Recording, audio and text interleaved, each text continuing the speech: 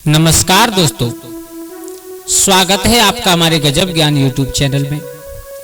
दोस्तों, आज मैं आप लोगों के लिए एक बड़ी ही ज्ञानवर्धक, बड़ी ही मोटिवेशनल कहानी लेकर के आया हूं। ये कहानी है एक सत्यवादी राजकुमार की। अगर इस सत्यवादी राजकुमार की कहानी आप लोग मन लगा करके सुनोगे तो कभी भी जीवन में आपको गरीबी छू नहीं सकती, आपको अमीर होने से कोई रोक नहीं सकता। हाँ दोस्तों, संसार में इंसान ईमानदारी और सच्चाई से ही मनुष्य महान बनता है। ध्यान रखना, सत्य थोड़ा सा परेशान तो हो सकता है, लेकिन सत्य कभी हार नहीं सकता।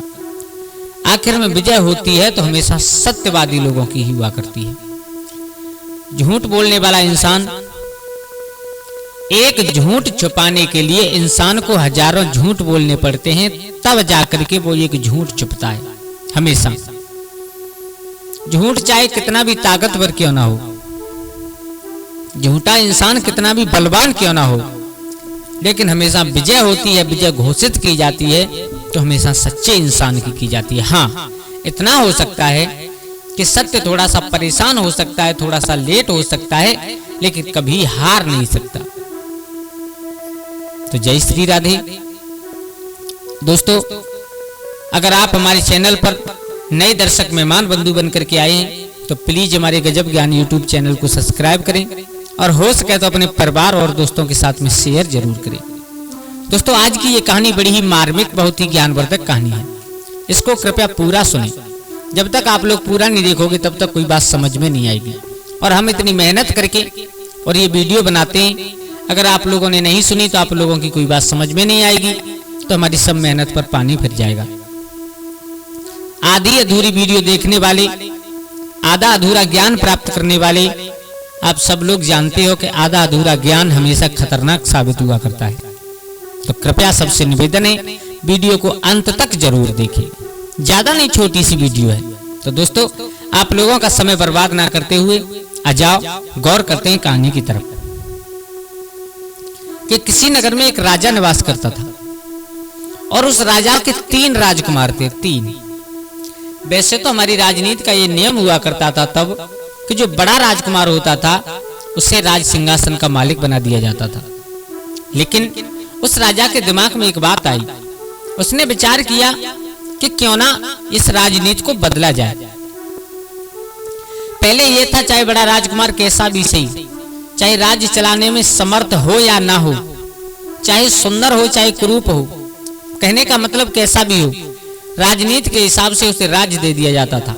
लेकिन उस राजा ने विचार किया कि क्यों ना हम अपने सत्यवादी बेटा को राज्य दे दें। अब हम जांच करें कि हमारा कौन सा बेटा राज्य चलाने लायक है। क्योंकि राजा के कुछ धर्म ऐसे हुआ करते हैं, राज धर्म ऐसा होता है जिसमें अपने शरीर पर इंसान को संकट झेलना पड़ता है, लेकिन कभी भी अपनी प्रजा को संकट नहीं दे सकता राजा। मेरे भैया, बहुत कुछ सोच विचार करने के बाद उस राजा ने विचार किया कि 3 बेटा हैं मेरे, तो मैं 3 बेटाओं की परीक्षा लूं। एक दिन की बात, मंत्री, महामंत्री, उपमंत्री, जितने भी लोग थे, सिपाही, सैनिक, सब बैठे हुए हैं राज्यसभा में। तभी महाराज ने अपने 3 बेटाओं को बुलाया और 3 बेटाओं को बुला करके एक बात कही, मेरे 3 बेटाओं सुनो ध्यान से। कल इस नगर का राज्याभिषेक हम किसी एक बेटा को करेंगे और तुम 3 हो। अब ये फैसला कैसे होगा कि किसे यहाँ का राजा बनाया जाए, तो इसके लिए हम आपको एक काम सौंप रहे हैं। क्या? हम ये देखना चाहते हैं कि राज्य सिंहासन को चलाने लायक हमारा 3 में से कौन सा बेटा है। जो परीक्षा में पास होगा उसे इस नगरी का राजा बना दिया जाएगा। बोले ठीक है मेरे भैया। तो राजा ने कौन सी अकल लगाई? राजा ने अपने 3 बेटाओं को खड़ा किया और खड़ा करने के बाद राजा ने 3 बीज निकाले किसी चीज के, और 3 बीज निकाल करके एक बीज 3 बेटाओं के हाथ पर रख दिया और एक बात कही, जो बेटा इन बीजों 3 ले जाओ, और जो बेटा इन बीजों को सबसे अच्छा स्वस्थ सींच करके लाएगा, स्वस्थ बना करके लाएगा, बड़ा पौधा बना करके लाएगा, उसको हम इस राज्य का उत्तराधिकारी बना देंगे, इस राज्य का मालिक बना देंगे। मेरे भैया, 3 राजकुमार उस छोटे से नन्हे से बीज को लेकर के चले गए, अपने अपने कमरा में पहुंचे, अपने अपने महल में पहुंचे। वहां जाने के बाद उन्होंने एक गमला में उस बीज को रखा। मेरे भैया काफी मेहनत की, लेकिन उस बीज से कोई अंकुर नहीं फूटा। तीनों राजकुमारों में से किसी के भी बीज से कोई अंकुर नहीं फूटा, यानी वो बीज बिल्कुल भी उपजाऊ नहीं था। अब मेरे भैया समय वो ही नजदीक आ गया जो राजा ने समय तय किया था कि इतने समय में तुम्हें आना है। अब बड़ा राजकुमार विचार करने लगा, बोले ये है मेरा बीज तो ऐसा है कि इसमें से कोई अंकुर ही नहीं निकला, और पिताजी देखेंगे तो मुझे बेवकूफ समझेंगे, उन दोनों में से किसी को राज्य का अधिकारी बना देंगे। तो उसने एक माली के पास जाकर और एक छोटा सा पौधा खरीदा। छोटा सा पौधा खरीदने के बाद वो नन्हा सा पौधा था, उसके ऊपर छोटे छोटे फल लगे हुए थे, उसी गमले में लगाया और उस गमले को लेकर के महाराज के पास पहुंच गया। महाराज ने देखा तो उस बेटा के हाथ से उस गमले को लेकर के रख लिया। बोले बेटा ले आए? बोले हाँ। बोले कितना सुंदर लग रहा है, तुमने तो इसे बहुत बड़ा कर दिया। बोले हाँ पिताजी। और तब तक बीच वाले बेटा के दिमाग में बात आई, बोले भैया लेकर के पहुंच गया तो और मेरा जो मुझे पिताजी ने जो बीज दिया था वो उपजाऊ नहीं, वो उपजा नहीं, अब मैं क्या करूं। तो उसने भी एक माली से जाकर के एक छोटा सा नन्हा सा पौधा खरीदा। उस पर फल तो नहीं थे, उस पर फूल लगे हुए थे थोड़े थोड़े। मेरे भैया उस गमले में रख करके और अपने पिताजी के पास पहुंच गया। पिताजी ने देखा, बोले बेटा तुम भी आ गए? बोले हाँ। बोले तुमने तो इससे भी अच्छा सींचा है, इससे भी तंदुरुस्त, इससे भी स्वस्थ पौधा है तुम्हारा। मेरे भैया दोनों राजकुमार अपने अपने मन में खुश हैं। अब बचा है सबसे छोटा वाला। अब सबसे छोटे वाले ने देखा, बोले भैयाओं के बीज तो उपजे आए, लेकिन हमारा बीज क्यों नहीं निकला। मेरे भैया अब उसने विचार किया, बोले पिता को धोखा देना अच्छी बात नहीं है, ये दोनों भाई मेरे पिता को धोखा दे रहे हैं।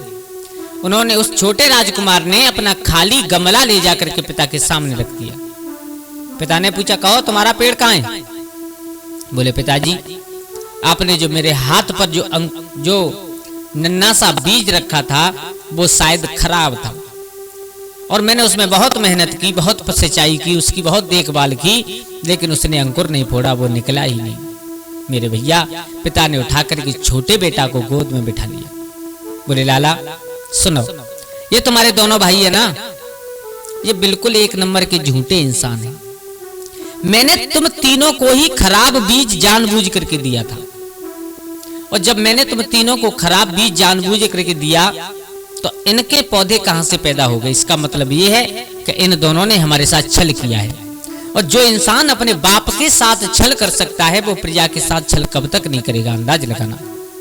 दोस्तों ये बात हकीकत है बिल्कुल कि ईमानदारी और सच्चाई से ही इंसान मनुष्य महान कहलाता है। झूठ बोलने वाला इंसान थोड़े बहुत दिन सुखी तो रह सकता है, लेकिन कभी वो महान नहीं बन सकता। नंबर 2, इंसान को झूठ कभी नहीं बोलना चाहिए। देखो झूठ बोलने से बहुत कुछ नुकसान हुआ करते हैं। वैसे आजकल इस संसार में अगर झूठ नहीं बोला जाए तो इंसान का पेट नहीं भरता है, लेकिन हकीकत तो ये है कि इंसान को कम से कम जानबूझ करके झूठ बोलना चाहिए। और तीसरी बात, एक झूठ छुपाने के चक्कर में और इंसान को बहुत सारे झूठ बोलने पड़ते हैं हमेशा। ध्यान रखना, ये बात बिल्कुल 100% सही है। अगर तुम किसी के सामने और एक झूठ बोलो तो उस झूठ को साबित करने के लिए तुम्हें एक नहीं कई बार झूठ बोलना पड़ेगा, तब जाकर के साबित वो हो न हो पाए, ये भी कोई गारंटी नहीं है।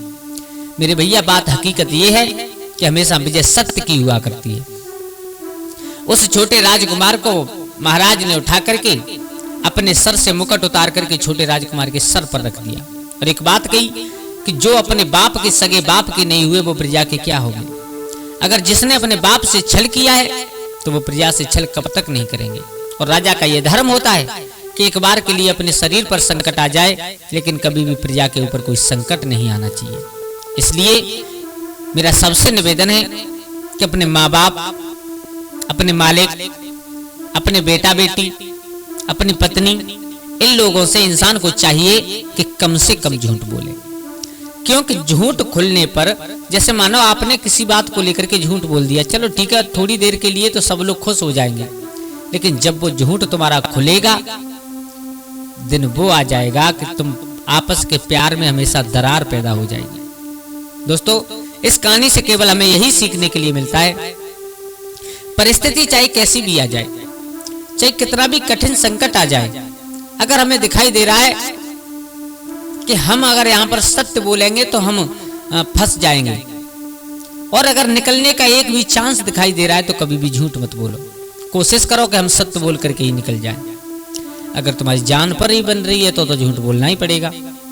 लेकिन हाँ, अगर 1% भी अगर चांस हमें दिखाई दे रहा है कि सत्य बोलने के बाद हम निकल जाएंगे तो कभी भी जानबूझ करके झूठ नहीं बोलना चाहिए। झूठ बोलने वालों की सजा बहुत बुरी हुआ करती है। दोस्तों, तो आज की कैसी लगी आप लोगों को हमारी ये कहानी? अगर अच्छी लगी हो तो प्लीज हमारे गजब ज्ञान यूट्यूब चैनल को सब्सक्राइब करें, और हो सके तो अपने परिवार और दोस्तों के साथ में शेयर जरूर करें। आज के लिए बस इतना ही। कल फिर मिलते हैं किसी एक नई कहानी, एक नई चर्चा के साथ। तब तक के लिए सभी लोग आनंदित रहें, खुश रहें। जय श्री राधे, जय श्री राम।